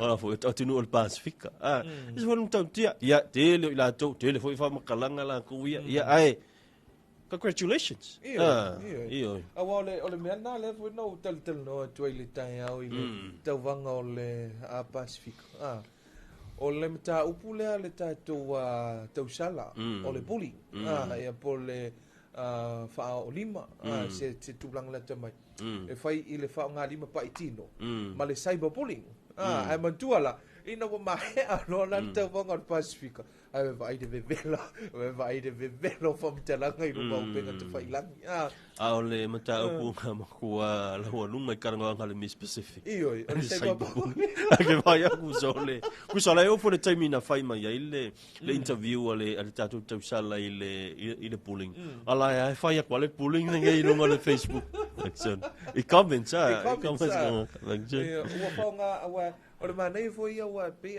na maua foi famtalanga le saunanga mulmule le tau sala ia litara fai mai aua nei avea ia vaenga ia ma me discourage ai oi ia famtalanga ia pe e pupuni ai pe ia lo tau mafai ia ve me ia e encourage pe oi finau pe aua nei fa vai e fa pe e sa ulore comments wele te fai tau atu e fa vai e lo nei ia le facili le sa facili o le wingola tala ku le bata upu le sa interview te meta i o ilinga no o le mta upu le sa facili ia le temi o le pre interview ole malonga topic na long topic ai na wa o mai le pepa foi le facili wa mai le pusa i lo atu facili ai piki atu tamaita e to piki na foi le topic ina tala no ai le pre interview le pre patrons ia le winga la tala le manei foi il facili fa mai ia o facili le sa fa pe mai ia le tulanga foi i le tele le tau fa mata o le tau fa fefe ma le tulanga foi le o so fa inga ia i lunga o penga te fa ilangi ia a fia i tamali anga ma tangata ma fa ufa ia mana ila le facili e fa pe fea ona fa nga ele tamaita ia mole tamaita ile o ilinga noa ia le fola lava le po le platforms le lo ia o se fa inga ne upenga fa mtelanga e mafai ona fai ai ona fa ai lo ai se fo e fo ia le fa fita le mana ia i o facili ia mana fo tulanga ia ile le tali le tamaita ia ai fa malo fo ia tamaita ia elinga noa tamaita ia fe ngai mali sotima ia tu sai ma ta mo fainga ia ai olen tau nei va olen tau nei va ia le ti ma tole na malanga ia le tamaita ia le tu sala le tunu fa malo tu foi ia i le ono me production ai me se foi ia la to ma sa ai tua ia le tape na ngol tamaita ile wato lo suma le minute ona tale o le tula e iva tal tonu e sin fa viviango ni ta vai foi le fa so masani ia il tanto por clame il Talofa Samoa me sai e al fa so ma le sunga e fotia ia ile ni ta fa viviango me lo fai pesel penino tia fa ma le sa sui lo suma le minute ona tale o le tula e iva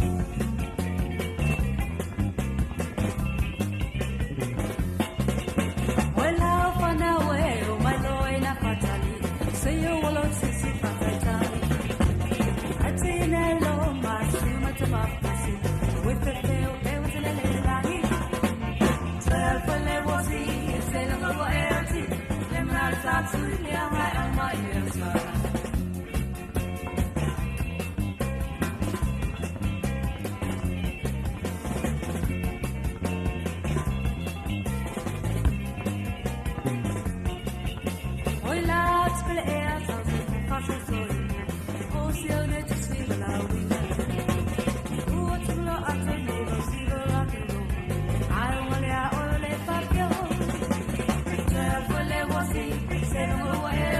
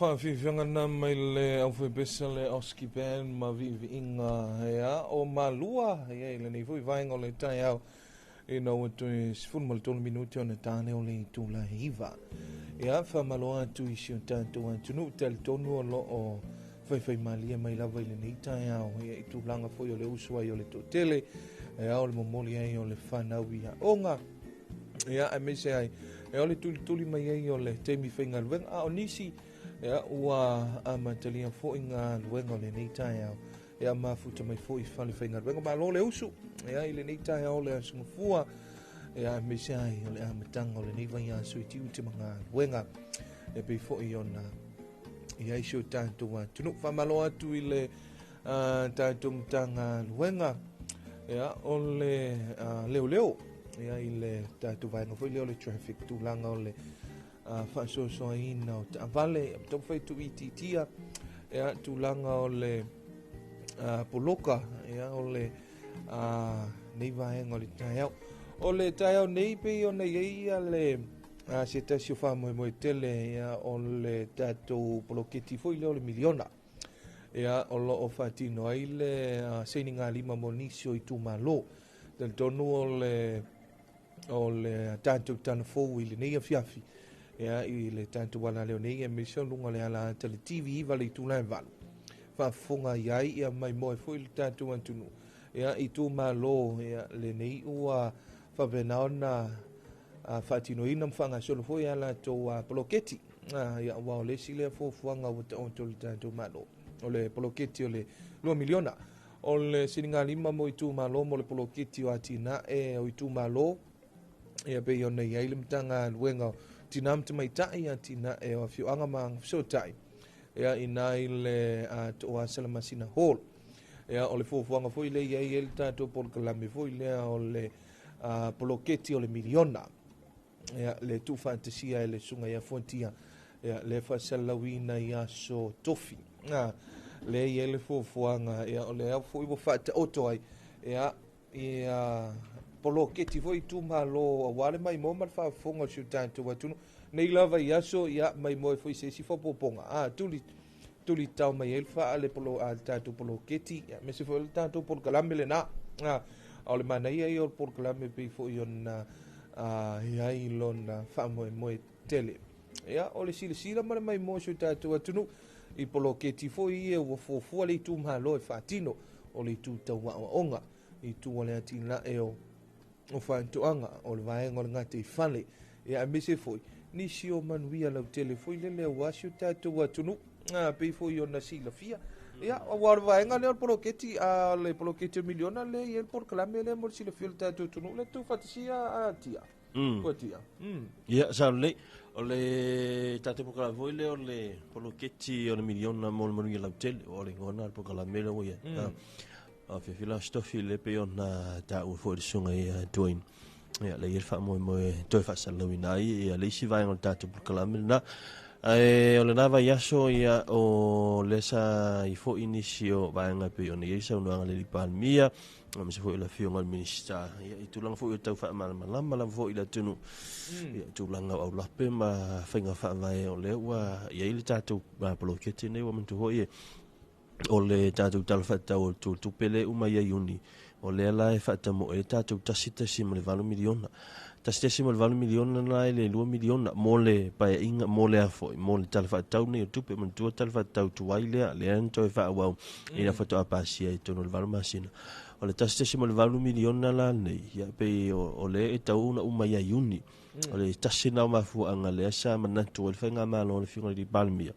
O le ato mai eise vaenga o le o poloketi lea mai tu malo te tasia e whapena o na whatupe i le afoi le whamaite foi le malo mo te se lauri masutala ia le lalo i whamaltou suru miliona tala ia lon whatupenga ia lona la a sa ilinga po le calculation de pe ona whailo le fiunga minista i lana saunanga foi le tatu porkala milnava yaso ia e pei o le awhai o morwhate ta inga whaingofia whai o le matutu malo e lua afe le lola palota. Le lua afe lale na ia ona foi ona whapenale ona to esi mantuala e lua afe na te ise lauli ma se fulu le tangata to tas.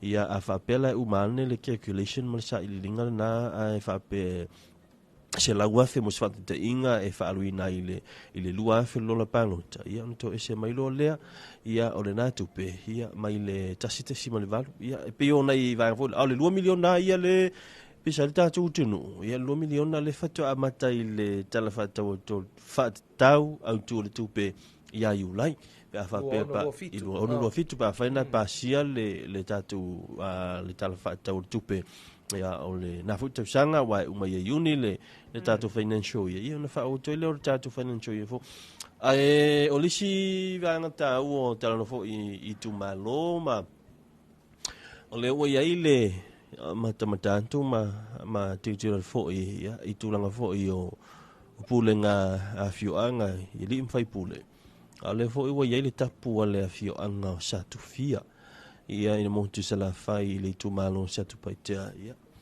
o le ua ile la tu fai lo fo ile fa pe ua matua sa lava ia le fo la fa sa ina tonu no le pol pitonu le o sa tu paitea ia o le le fio fo yo fanana ia mi fo yo le la inga sa mo le oi ia ini mala inga sa fo tea ia o le fa mo la le ia lima sulu afeta la le sala ia o pa faina e maua ia mal fa malo fo i le pulenga lim fai pule o le no fo ia sa tofia ia po sa tu paitea wa le pa ia na le fio la inga sa lilo mai ava mala inga sa mo le o ia lo lilo mai ava ia teina ne fo ia talinga sianta le vai malai ia matoto fa le toi ia tu sai fo i male fo i fa ma itelele ia wa pe tasile va nga fo ile a tuin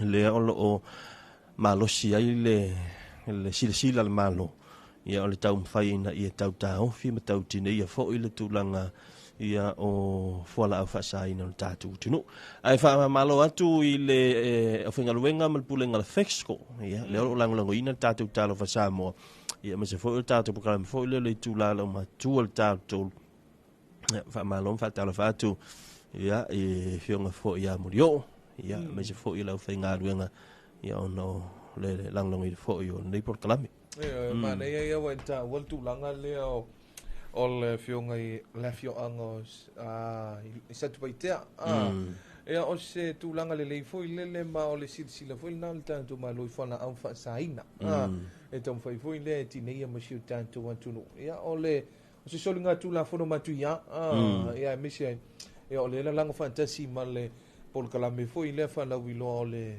te atu ma le ia tu fa la au fa saina pe o le campaign o le say no to drugs ia fa malo tu ni sol malo le tu no le ma futu me lungo le tanto YouTube channel ia o le Sao Filippo malo on sai tiute moli atu lo faanga musio no I te fua fa bea fio tinai tana ave Filippo manuia nga luenga ni asu mafuta mai nai ni sila ia ni sore malo le atu no le mafuta mai ia fa talo fa tu tanto por clame ia ile ni fo itaia fo ia me sai ia le sunga ia fui ava ia le fa talo fa mai fa manuia mai ia tiute manga luenga ni asu le voto le minuto na tale o le tu live ia tal ton wa tantu se e me foi ia il fa unga male tau lunga le tantu por kalame o le Talofa Samoa ia fa mi atu fotia le yaso ia tiute manga wanga ia me se foi ia le nei va yas ia fa pena foi twen mo dia foi le yaso me se tatu tunu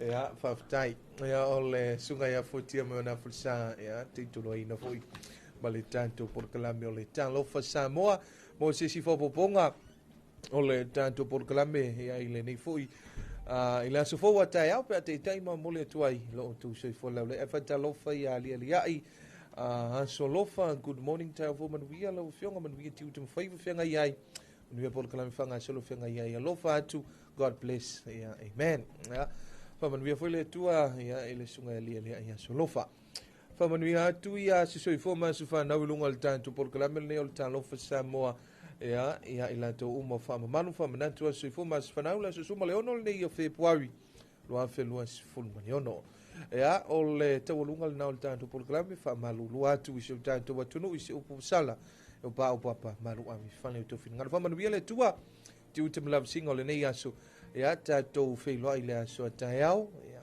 tu laiva fa fongal tanto atunu ile abina to tatu tala mele tio fa selau ya New Zealand ya wale fa fonga mai ya male mai mai su tanto atunu man wiel nei aso ya ile pa ia maulunga o Samoa